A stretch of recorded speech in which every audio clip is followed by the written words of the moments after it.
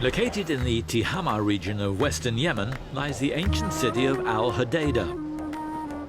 With its warm climate and expansive beaches, the coastal town was once an attractive tourist destination. However, the events of the Arab uprising and the ongoing internal conflict in this country have deterred potential visitors from holidaying here in recent years. Nevertheless, Al-Hodeida remains one of Yemen's most important provinces. Affectionately dubbed the Bride of the Red Sea by the locals, this port town has been central to the country's economy for centuries, shipping such products as cotton, coffee and fish to Africa and southern Asia. The fourth largest city in Yemen, Al-Hodeida boasts a population of some 400,000 people, of which around half are aged 15 or below. Although the country has been beset by conflict recently, the younger generation have fiercely protected the ancient games and traditions of their forefathers. Pioneered by the Zaraniq tribe, camel jumping is one of the most popular pastimes amongst local youths. The origins of the sport are unclear, but it's rumoured to have started when a Bedouin trader was trying to negotiate a cut-price deal for some camels. The rules are simple. Competitors are required to jump from a ramp made of hard-packed mud and dried reeds to a landing area positioned behind up to 6 camels. The man who jumps the furthest wins. Zaid Omar is one of the best jumpers in the southeast of Yemen. I was 12 years old when I first started camel jumping with some of my friends. I've been training regularly ever since, and I've improved a lot. Now I can clear 5 to 6 camels, and I'm the best among my friends. Of course, there's always the danger of getting injured doing camel jumping. You are at risk until you land. If you do not land on the ground correctly, you could really hurt your legs. Camel jumping contests are usually held at local festivals, although the best jumpers practice regularly throughout the year. To excel, competitors must be both strong and agile in order to negotiate the camels and land their jumps. There are undoubted risks involved, but the opportunity to earn up to 30,000 rial in prize money, equivalent to a month's wages for the average Yemeni, is ample motivation for most. For some people, it's about winning the prize money. For others, it's about keeping the tradition of camel jumping alive. It's a pastime that we inherited from our grandfathers and that we, in turn, want to pass down to our grandsons. We want to continue camel jumping because it's been a tradition of this province for many years. Besides camel jumping competitions, Jambia dancing is another spectacle often found at Yemeni festivals. Traditionally consisting of a steel blade and a safani or ivory handle, the jambia is a curved knife which most Yemeni gentlemen wear as part of their tribal dress. The art of jambia dancing started off as a ceremonial ritual performed at weddings and other special occasions. But over the past few decades, it's grown into a hotly contested sport, with several young men competing to earn the honour of their village.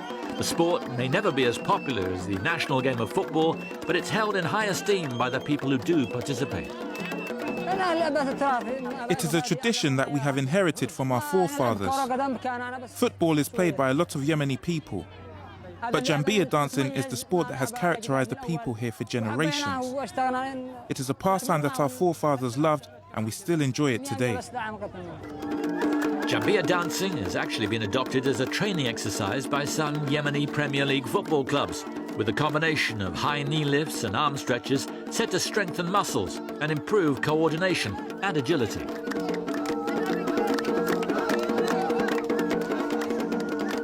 But it's the technicalities of the sport that impress the judges at competitions. Points are awarded for artistic impression and for the proximity and speed with which the daggers pass each other. A keen Jambia dancer when he was younger, 62-year-old Mohammed Suleiman now judges at local contests. It's very simple. The person who keeps himself in good condition and who trains regularly will be number one.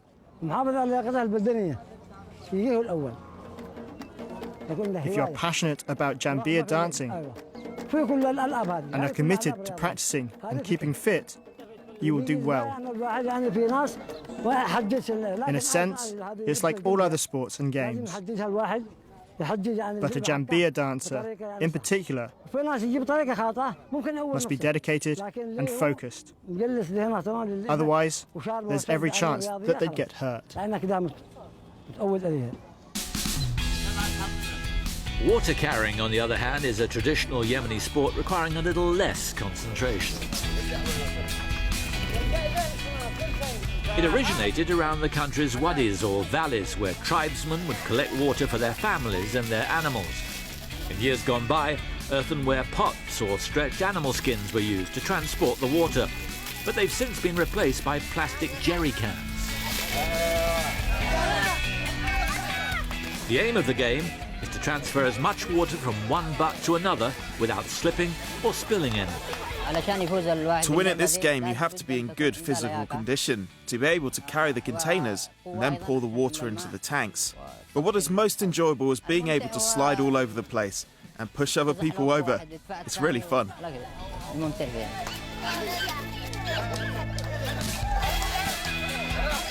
In recent years, Yemen's been hit by a severe water shortage, with some scientists predicting that supplies could be exhausted within the next decade. Yet there's a strong feeling amongst the locals that the traditional sport of water carrying must be preserved. Such is its importance to inter-village camaraderie.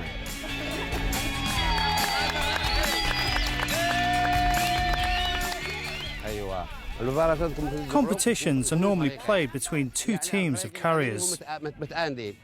Each of the teams comes from different villages, but they come together to play each other, both wanting to be the best. The overall winner gets a small prize of some kind.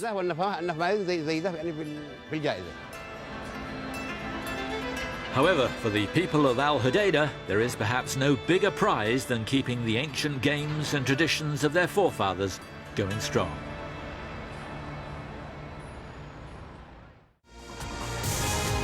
Subscribe now to our YouTube channel for the very best of Trans World Sports.